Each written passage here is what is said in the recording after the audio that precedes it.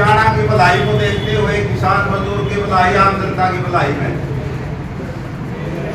हमने एक निर्णय लिया था कि जितने भी निर्दलीय प्रत्याशी है उनको एकजुट करने का काम करेंगे, क्योंकि एक लोगों में प्रचार चल गया भाई अगर एक नहीं होए तो बात मुश्किल बढ़ जाएगी, क्योंकि ये लड़ाई लंबी है।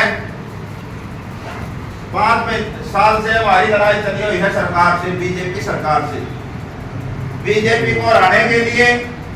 और जो बीजेपी के सहयोगी रहे हैं या बीजेपी में रहे हैं और बीजेपी छोड़ के मैं चाहे दुष्यंत चौटाला हो भाई सहयोगी रहा है, जितने दोषी बीजेपी है उतने दोषी दुष्यंत चौटाला को मानना है। दूसरी बात, जो लोग बीजेपी में थे आज वो बीजेपी छोड़कर कांग्रेस से टिकट ले आए, वो भी हमारे लिए उतने दोषी है जितनी बीजेपी। इसलिए बीजेपी और बीजेपी में रहे हुए लोग,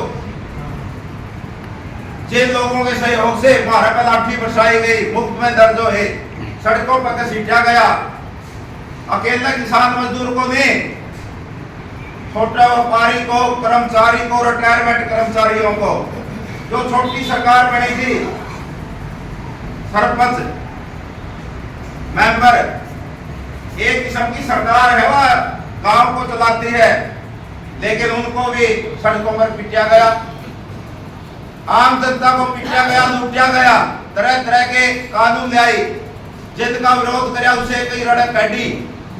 इसलिए उस बीजेपी के सहयोगी रहे और बीजेपी को सबक सिखाने के लिए किसान मजदूर आम जनता की एक पंचायत होकर उसमें निर्णय लिया गया था भाई सभी निर्दलीय प्रत्याशियों को बुलाकर इकट्ठा करने का सफल प्रयास करेंगे, क्योंकि आज प्रचार चल गया पूरा हल्के में कि इकट्ठे नहीं हुए थे, चाहे तो बीजेपी जीतेगी चाहे बीजेपी के जो सहयोगी रहे हैं वही जीतेंगे। इसलिए हमने उनको सबक सिखाना से इकट्ठा होना बहुत जरूरी है। इसमें त्याग भी करना पड़ेगा भाई।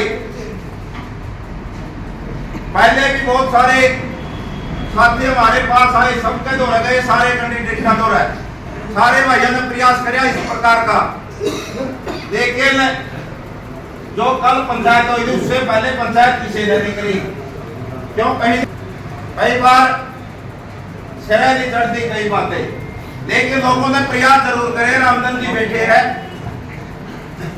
और भी कई साथी, ये विजेंद्र भाई बैठा है, ये भी आए भाई एक को लो, और भाई आए बहुत सारे,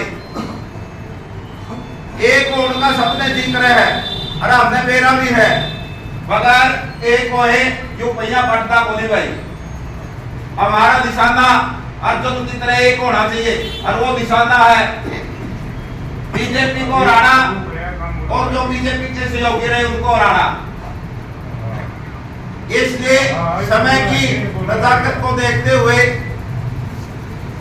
हमने कल ये फैसला लिया है, क्योंकि मैं भी प्रत्याशी था भाई निर्दलीय, कांग्रेस की टिकट भी मांगूंगा, फॉर्म भी भरा था, 20,000 रुपये खर्च करे थे भाई। क्यों खर्च करे थे?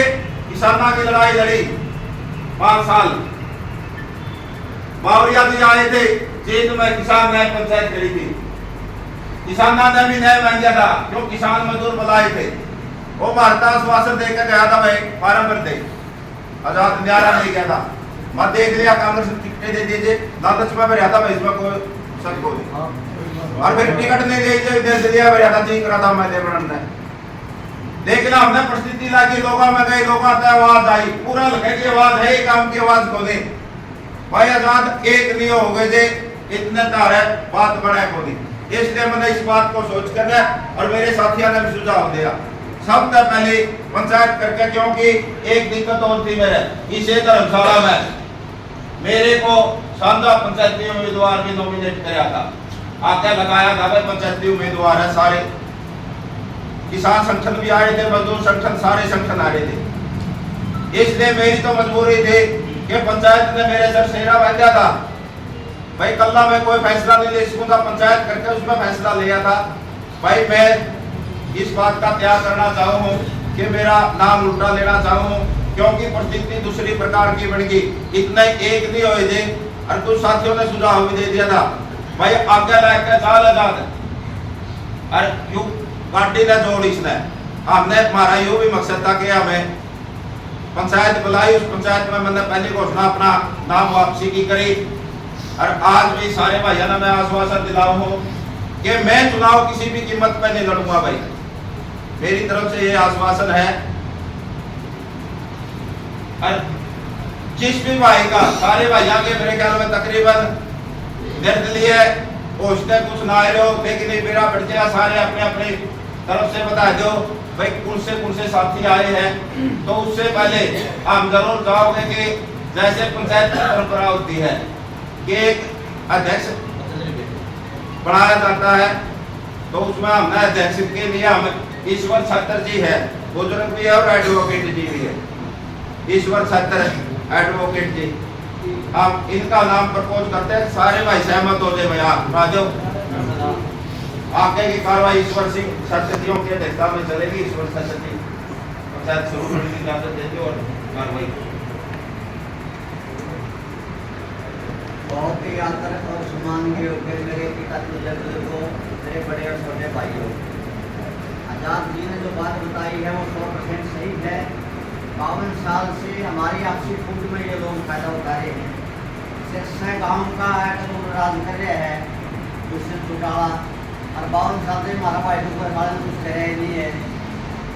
66 गाँवों में क्या इच्छा के जुर्म हो गए, एक भी पढ़ा लिखा आदमी नहीं है, एक भी साफ सुथरी सभी आदमी नहीं है। पहले यूँ बना, फिर पत्नी आगे कर दी, फिर बेटे की भी RS लेकर नौकरी की रिटायरमेंट कर दो, बेटा आगे कर दिया। यानी सारा एक ही कुनबा कब्जा कर रहे हैं जगह दूसरी भलाई के लिए। अब निर्दलीय भाई कई खड़े हैं और आपसी फूट का सबको फायदा मिलता है और उनकी मंशा भी है कि ये सारे अलग अलग हो, एक भी नहीं बैठे।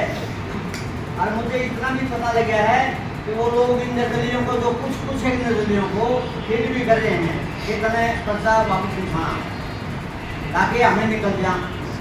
हमारी फूट से बीजेपी या तो बीजेपी के सहयोगी दल हैं वो बनेंगे। तो मेरी आप लोगों से हाथ जोड़ के और आपके चरण कमलों में मेरी अपील है, एक हो जाओ और त्याग करना पड़ेगा। जैसे भाई आजाद पहलवान ने आपके सामने स्ट्रगल किया है कितने सालों से, लेकिन कल की पंचायत में हमने इसको समझाया और 1 सेकंड में समझ पाएगी और अपना नाम वापस लेने का इसने निर्णय किया। मैं कहता हूँ ये त्याग की मूर्ति है।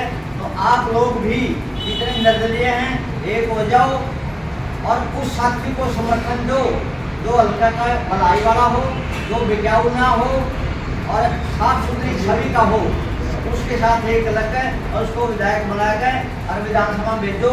7-8 उम्मीदवार अभी भी सरकार में निर्दलीय थे और पहला भी रहे हैं और निर्दलियों की वजह से सरकार ये चलती आई है, पीछे भी चलती आई है। तो मेरी आप लोगों से अपील है आज की कार्रवाई शुरू हो और अच्छा छवि का जो कैंडिडेट है निर्दलीय उसको समर्थन सहयोग देकर विधानसभा भेजो। और ये जो 52 साल से कब्जा बना रहे हमारे दबाव तो है नहीं, अगर हल्कों का सफाया करो, ये मेरी अपील है।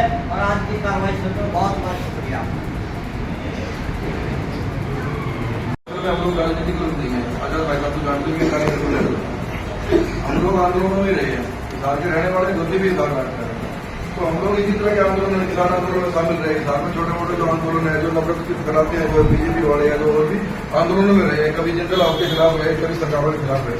तो मैं पत्रकार हूँ में रहा है अभी भी। तो लोकसभा चुनाव में हम लोग अलग अलग विधानसभाओं में सर्वे कर रहे थे। तो यहाँ पता करने आए थे कौन जीतेगा कौन हारेगा। तो पता लगा कि यहाँ तो जिताने का मामला ही नहीं होता। उजाना में तो हराने की लड़ाई होती है। तो चलो ये बात भी समझ आ गई। लेकिन फिर ये पता लगा कि 50 साल की राजनीति में 2 ही परिवार यहाँ पे राज कर रहे हैं। एक तो वीरेंद्र डूंगर खान जी का परिवार है और एक चौटाला साहब का परिवार है। 6 बार वो रह लिया, 4 बार ये रह लिए। परिवार के आदमी बदल गए पिछली बार से। इसके बाद जब आगे चले तो ये यहाँ यदि कोई सरपंच बैठा है किसी से, तो हम हर सरपंच से मिले जो यहाँ 65 गाँव है। एक भी शायद छोटा नहीं बचोती है हमारे, हर सरपंच से मिले। सरपंचों की हालत बहुत खराब थी कि सरकार उनके काम नहीं कर रही है। 19 गाँव ऐसे हैं जहाँ पीने का पानी लोग साइकिलों पर दूसरे गाँव से लेके आ रहे हैं। तो ये पता लगा कि यहाँ से मुख्यमंत्री रह लिए, उप मुख्यमंत्री रह लिए, केंद्रीय मंत्री रह लिए और जो बेसिक चीज है उन पर काम नहीं हुआ। तो हम लोग लोकसभा चुनाव के बाद चले गए और ज्योति से बात हुई हमारी कि मैं कहा हम पूरे देश का ठेका लिए घूमते रहो, जैसे अभी ये भाई बात कर रहे थे कि हम कोई राष्ट्रीय स्तर की पार्टी की बात कर रहे हैं और अपने गाँव का या अपने वहाँ का ये हाल है। तो हम लोगों ने क्या किया कि यहाँ पे आए हमें सामाजिक आंदोलन खड़ा करने के लिए हर गांव में गए, उनकी समस्या सुनी, समस्या सुन के एक मांग पत्र बनाया हमने। ये 25 मांग थी, ये हमने नहीं बनाई, तो गांव वालों ने अलग अलग बताई, चाहे वो पानी की थी, चाहे खट्टर में तो एक सरपंच बता रहा था कि 700 मीटर का टुकड़ा है, टूट रहा है सड़क का, और कमाल की बात है कि 7 साल से टूटा पड़ा है, और तो 7 साल से वो सड़क ठीक नहीं, 700 मीटर की।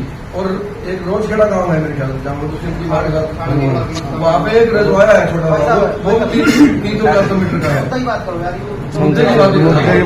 बातें जानी मांग पत्र तैयार किया है और ये प्लान किया कि हम लोग ये मांग पत्र इस विधानसभा के हर गांव से भरवाएंगे और विधानसभा स्पीकर को भेजेंगे कि जितने भी प्रवास के 20-30-50 हजार 1 लाख के भाई हमारे एरिया की ये डिमांड है और हमारे जो प्रतिनिधि है उन्हीं सुनते हैं। यही बात मोटी सी निकल के आई। तो हम लोग 3-4 महीने पहले लगे थे और लगभग 57-58 गाँव में हमने ये काम कर लिया है। कुछ लोग यहाँ में जानते भी होंगे, 60,000 के करीब फार्म भरा है हमने। एसएचजी ग्रुप पकड़ लिया, जो महिलाओं के ग्रुप होता है सेल्फ हेल्प ग्रुप पकड़ लिया, हर गांव में गए, जो टाटा लगा दिया, जो पहले प्रचार करता था, हम गांव के टाइम में जाके बात करते थे। आज भी कौन सा गाँव था, संडील गाँव में आज भी हुआ जाके, उससे पहले ही ये घोषणा हो गई चुनाव के लिए। हम हमारे लोगों को ये बता रहे थे कि हम लोग राजनीतिक आदमी नहीं है, हम लोग चुनाव नहीं लड़ेंगे, तो हमारे 20-25 आदमी बैठे थे वहाँ पे। उसमें से एक आदमी उठ के बोला भाई साहब मेरे को बात करनी है। मैंने कहा जी बताओ। वो बोला जी मैं डुमर खान साहब का प्रतिनिधि हूँ और मैं ये कहना चाहता हूँ कि हम आपकी इन मांगों को स्वीकार करते हैं और मैं भाई साहब से आपकी मीटिंग करा देता हूँ। तो मैंने बहुत बढ़िया बात है, हम तो इस आंदोलन को बड़ा करना चाहते हैं, यदि कोई सामने आता है तो बहुत ठीक है। लेकिन हमारा एक मुद्दा था कि हम लोग बीजेपी के साथ, जेजेपी के साथ और ब्रिजेंद्र के साथ नहीं जा सकते। उसका कारण ये था, बीजेपी सरकार की 5 साल दुष्यंत चौटाला खुद यहाँ का प्रतिनिधि था और ब्रिजेंद्र खुद यहाँ का एमपी था, तो वो किस मुंह से कहेगा कि मैं इन मांगों को उठाऊंगा? समझ रहे हो ना जी? तो हमने एक बार हाथ जोड़ दिया उनके सामने, बात खत्म नहीं हुई थी, इतनी देर में 5-7 आदमी उड़ा गया, हमें नहीं पता वो कैसे पता चला। वो सारे के सारे आदमी थे अत्री साहब के, तो अच्छा बाईपास ज्योति कौशिक है, तो वो बोले जी अपने आप परिवार को पहली बार मौका मिला है और ये सारी की सारी मांगे आपके हाथ रहेंगे, आपका जो खर्चा लगेगा वो भी दिलवाएंगे। कमाल की बात है, तो हमारा पे खास खर्चा नहीं लगा, हम तो एक गाड़ी में घूमने वाले आदमी, एक टाटा थे, तो क्या खर्चा लगेगा? तो हमने कहा जी हाथ जोड़ के, देखो आप वीरेंद्र के आदमी वहीं थे और पत्री साहब के भी, मैंने आप दोनों आकर दो इस चीज के लिए, हमारी तो जान छोड़ के हम क्यों चुनाव लड़ेंगे? हमने ना चुनाव लड़ना था, लेकिन वो हमारा टाइम निकाल रहे थे। तो 2-3 समझदार आदमी ने कहा कि तुम्हारा बेवकूफ बढ़ा रहे हैं, ये राजनीतिक लोग हैं, ये अपना पागल बना रहे, तुम जाके पर्चा बनाओ। उसके बाद ये इनकी मजबूरी हो जाएगी बात करने की, तो हम जाके नॉमिनेशन कराए। तो हमारा नॉमिनेशन का तो ये मामला था। एक बात तो ये कि हम लोग राजनीतिक आदमी नहीं है, ना ही हमारी इच्छा थी। आजाद पाल वाले जानते हैं, आपको उस दिन भी बताया था, हम कार्रवाई करवाए थे कि हम लोग राजनीति करने नहीं आए हैं, लेकिन हमारा प्रचार ये किया गया कि हम राजनीति करने आए। तो अब ये हमारे साथ जो काम कर रहे थे उनका दबाव आ गया कि भाई संडील के गांव में बुला लिया, अभी आज सुबह प्रोग्राम करके आए हैं, तो दिलबाग संडील नाम है उनका, दिलबाग संडील से उन्होंने फोन बात कराई कि बहुत सामाजिक आदमी है और ये आपके साथ इन मांगों के लिए खड़े होंगे। मैंने कहा मेरे को एक बात बताओ यार, संडील गांव में हमारा 3रा प्रोग्राम है और ये करसुंदू गांव में भी हम 2-3 प्रोग्राम कर चुके कि देवेंद्र अत्री को तब नहीं पता लगा कि उसके गांव के अंदर हम लोग घूम रहे हैं, 200-300 फार्म भरवाए। संडील साहब को तब नहीं पता लगा कितने बड़े समाज सेवी हैं, लेकिन तब भी कोई विरोध नहीं है, क्योंकि हमारा उद्देश्य तो ये मांगे पूरी करवाना है और ये मांगे पूरी करवाने का लड़ाई तो अगले 5 साल में होगी। तो हम लोग तैयार हो गए। जैसे और हमारे बच्चों को भविष्य देने वाले से, और यहाँ पे लड़ाई भी भविष्य की है। जितने भी अभी जो कैंडिडेट खड़े हैं पार्टियों से, सभी से उनके आपने देख लिया, हमारे लिए वो 50 साल से कुछ नहीं कर पाए। आपसे आप उम्मीद करते हैं सारे आप मार्गदर्शन करने वालों हो, इसका रास्ता निकालो और इन रजवाड़ों से इस हल्के का पीछा छुड़ाओ। लगभग 1 लाख लोग हल्के के आपके मुंह की तरफ देख रहे हैं, इस फैसले की तरफ देख रहे हैं। 1 लाख लोगों की ये इच्छा है कि इनको हराया जाए, किसी तरह हराया जाए, और जो इसमें त्याग करेगा लोग उस आदमी के ऋणी रहेंगे और सरकार इस पंचायत के ऋणी रहेंगे। हाथ जोड़ से प्रार्थना है, फैसला एक मंच करो। धन्यवाद जी। बात सही भी है कि आपको फैसला करते हैं, ये सरकारी पूरा हरियाणा में जिक्र होता है। आपने बताया कोई और सीट है उस जाने की, अब मैं और भाई से निवेदन करूंगा वो भी अपने विचार रखें। पर हार्दिक अभिनंदन है, स्वागत है। सबसे पहले तो जितने भी नजरिया के खुद नजरी आए हैं उनके प्रतिनिधि सारे हैं, किसी का कोई नहीं बचा। हमारा तो एक सुझाव है, शुरू से प्लान चल रही है भाई, इन अमीर कराना ना पता है, उच्चारण न बता दो।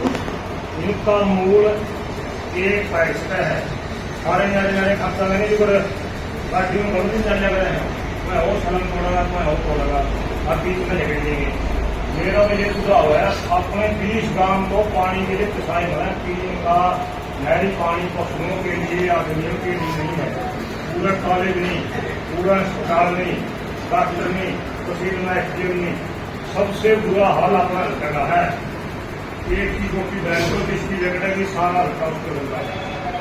मेरा एक सुझाव है, पर्सनली आप लोग इस पर सहमति बताओ, तो इनका इलाज सबसे आसान इलाज ये, अगर मेरी बात कोई गलत हो तो